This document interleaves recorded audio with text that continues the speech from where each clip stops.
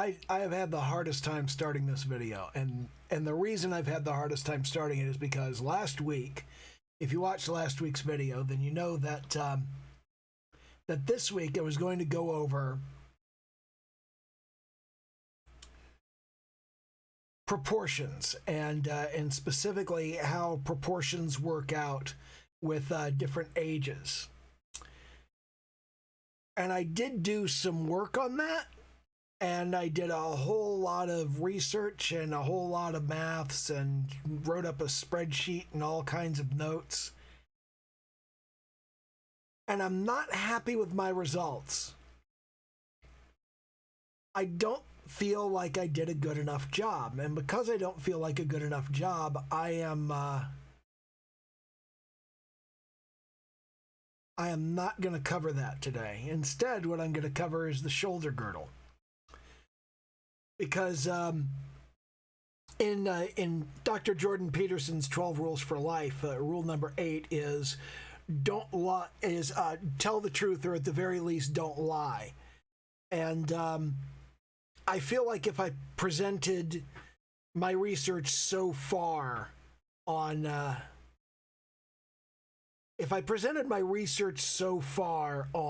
proportions at different ages, I would not be 100% certain that what I was telling you wasn't a lie. And I don't want to do that. So instead, I was going to teach the shoulder girdle, and then Zebediah over on the Discord server, he said, "Why don't you teach the skull?" And I thought, well, why not? Why should I? Mean, it's like the shoulder girdle and the skull both kind of sit in the same area. They're both kind of on top of the rib cage. That's a good thing to cover. And then I thought, no, I think I'm just going to stick to the shoulder girdle. I'm going to stick to just the shoulder girdle. That's the only thing I'm going to cover. And now I feel bad because, last week I said I was going to cover these proportions by age. And now, I said on the Discord server that I was going to cover the skull, and now I'm not covering it. And I feel like, I feel guilty for not doing what I said I would do. And it's just like, I said I was going to do these things, and now I'm not doing them, and I feel bad about it. And that's hard for me. It's difficult for me to not follow through on stuff that I said that I was going to do. And it makes me feel a certain way, and it makes me respond a certain way. And it's really, really difficult for me. And what I've got here is I've got a picture of the left scapula. This is like the left shoulder right here. And this is how it's constructed. And this is probably the most important part of the shoulder girdle because it's effectively the whole thing. So I've got that here, and I'm going to go over this because I know this stuff. I know this stuff really, really well, so I'll do a good job on this. But most people are aware that Most people are aware that your scapula is this kind of triangular bone here, but they don't really know how it works. They don't understand that there's a spine here that swoops around, that there's a coracoid process here that loops around, and this is really a bad representation of this part of the anatomy. It's mostly here so that you know most of the terminology. The scapula is the shoulder blade. You have the spine process on the back, and above this you have a muscle called the teres major, and underneath it you have the teres minor. And or is that the other way around? Is it the teres major on the bottom and the teres minor on the top? I think major is the big one and minor is the small one, as opposed to superior and inferior, which would be the opposite. That doesn't really matter. The major thing that matters here is that what they're missing here is what's called the glenoid. That's this socket here, which is where the ball of your humerus fits. That's where your actual arm plugs in to the shoulder blade, but that's missing from there. And again, that's called the glenoid. The scapula itself, that's the main triangular body. The spine process goes along there. The acromial angle is this part where it swoops over. And the acromion process is just this bit of bone that swoops up and over, and that connects to the clavicle. Most people fuck that up. Most people don't understand that when you look at the human body from above and you've got, here's your back, okay? Here's your back and here's your arm, and you've got the acromion process swoops up underneath, over top of it, and you've got the coracoid process that comes up underneath, and then your clavicle is really a very kind of swoopy thing that comes really far back, and over here is the manubrium and the sternum in the front. So this is kind of the thing that you're looking at from the top. Here's the head and the skull right here. There's the spine, and there's the opening of the rib cage that goes down into it.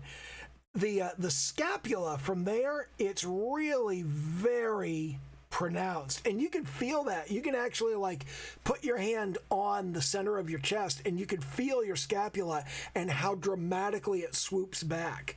People don't think about that. It's really a long and powerful process, and that's the same length. Again, from the front you can see that here's your sternum right here, and you recall we use a sternum length to either side to represent here's your clavicle, comes almost all the way out, and then there's your scapula right there, and then over here is the arm coming down, and there's the side of the rib cage.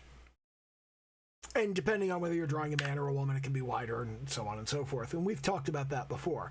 But this is mostly for the names, and I've got a better diagram for you that actually kind of clarifies in multiple areas. It clarifies where all of this stuff is. Up here, we've got the coracoid process, which is right here. And you can see that when you're looking from the center of the back out toward the outside of the body, here's the coracoid process here. When you're looking from the outside of the body, which is where your arm would be here, the humerus would be coming down in that fashion. The coracoid process is right here holding that in, and the acromion process is right up here holding that in, and it's holding that ball of the humerus in place along with that as it's socketing into the glenoid right there. And there's the coracoid process from the back, where you could see here's the spine, and you can see how dramatically the acromion process comes up. Now, your shoulder girdle is really just connected at the manubrium in the front of the chest, because your clavicles come off of that, and those connect directly to the acromion process, and those connect directly to the shoulder blades, and you've got your coracoid processes holding the arm in right there. But these shoulder blades are not anchored to another bone directly. They don't socket into anything. They're just held on by muscle. This whole thing is just floating here. The clavicle and the shoulder blade are just floating and attached to the manubrium right there. And that would all just, if you removed the manubrium right here, the entire shoulder girdle of the skeleton would come off with it, okay? And you've got muscles that are attached to the spine in the front, the spine in the back, and attached to the breastbone in the front. You've got your pectoralis major and your pectoralis minor. All of those are connected to the breastbone up front, and they're connected up here. They just kind of hang down like a curtain. Another thing people don't realize, your chest muscle right here in this area, the belly of the chest muscle, that's not connected to anything. It's just big. There's this fanned out process because it starts right here. This is the origin, and it comes up here to what we call the insertion point, which you can see right there. You can see the crease right under the shoulder. You can see that crease of where it inserts into the arm. But the rest of it, all the way down here, that's not connected to anything. It's not anchored. It just moves. It's just there. And it's like that on men and women. So you've got that chest muscle, which is just hanging like a curtain, which is a good way to think about it, is to think of it like a curtain. And then on the back, you've got a muscle that comes off of the shoulder blade and attached to the spine, and a muscle that comes off of the shoulder blade and attaches the spine underneath, okay? Because you've got this big muscle, and you've got this big muscle, and then over top of that, you've got the trapezius muscle, and the trapezius muscle lies over top of this, okay?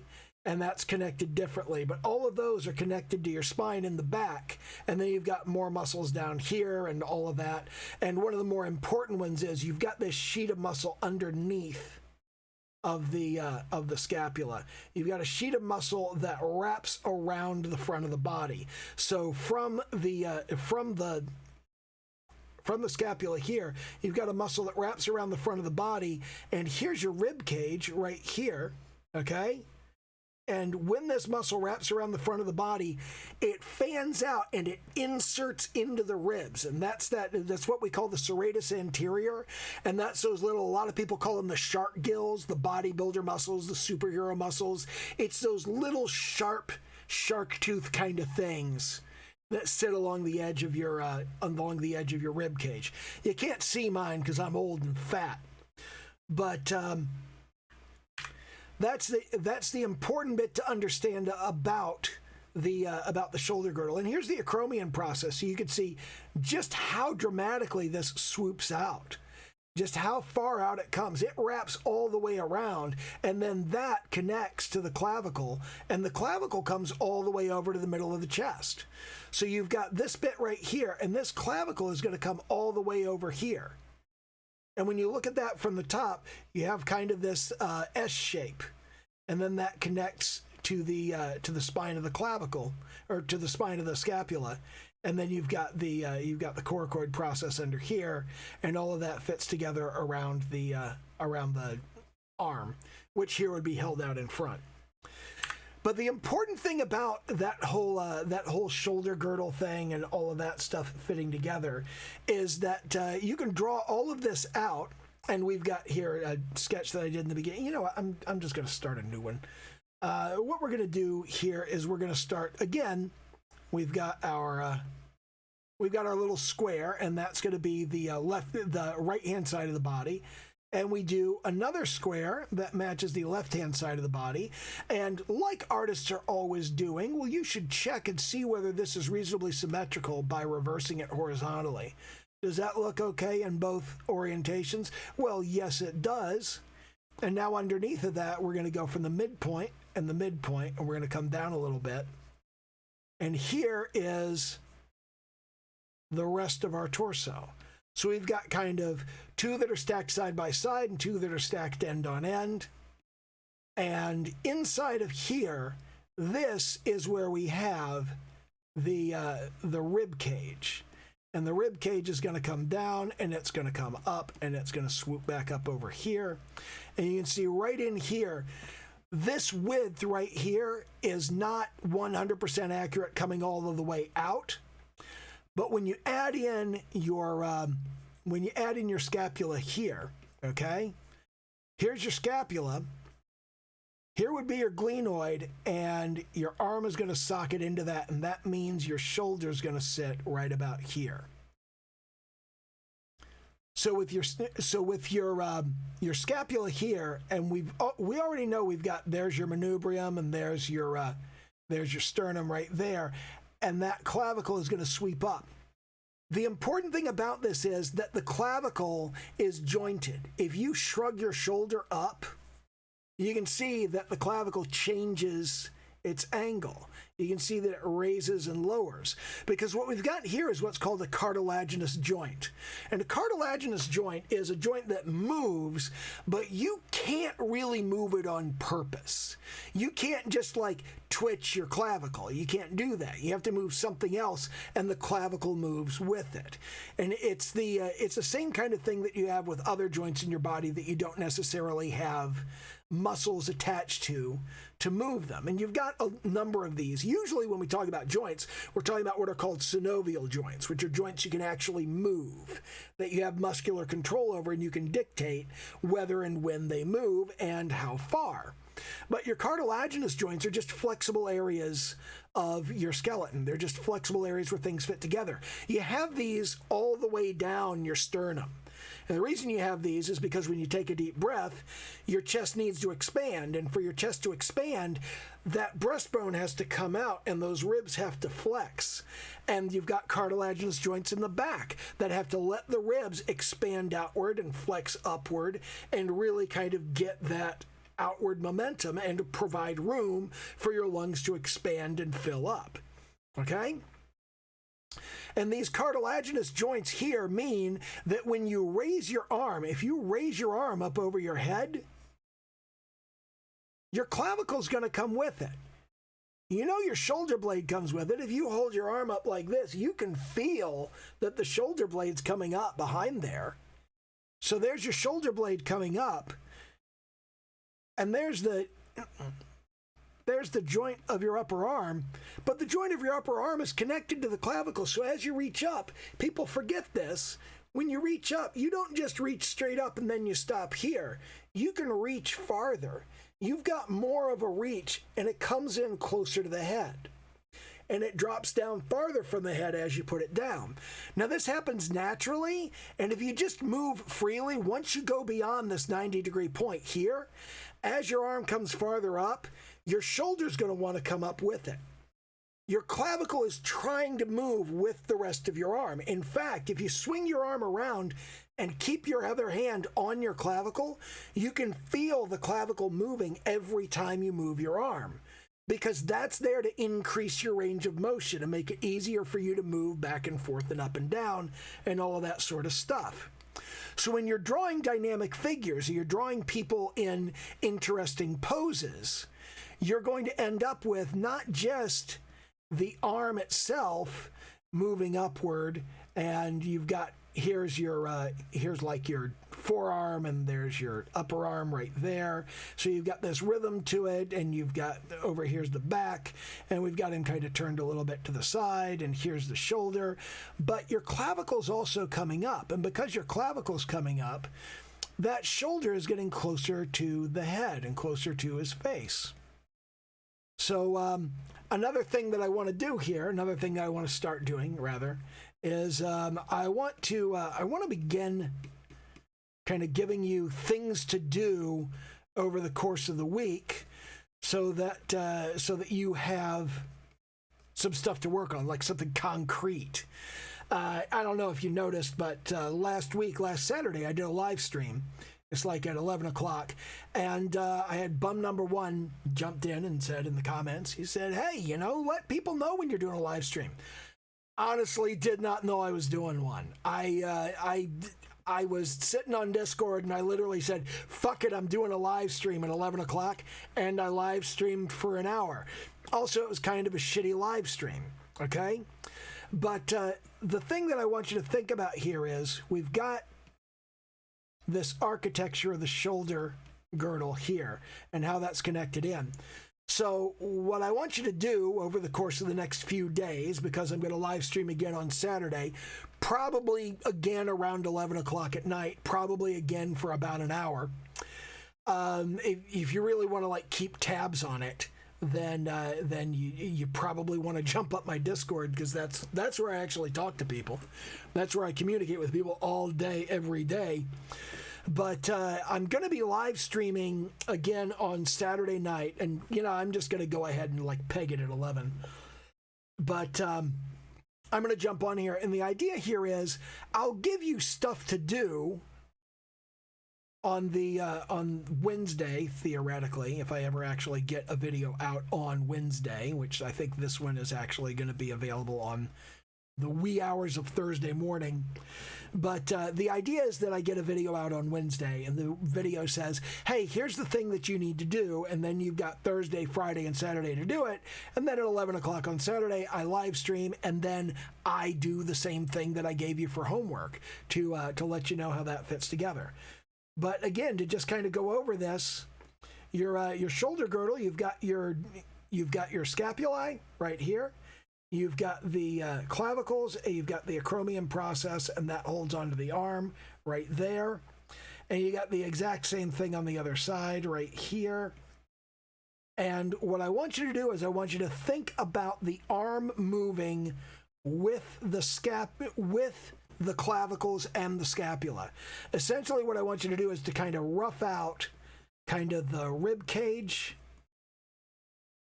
and the shoulder girdle, which comes out looking kind of like this. In fact, let me turn that off, and we'll create a do a new layer, and we'll put that also in red. And what we'll do on this new layer is I'll just kind of rough this out.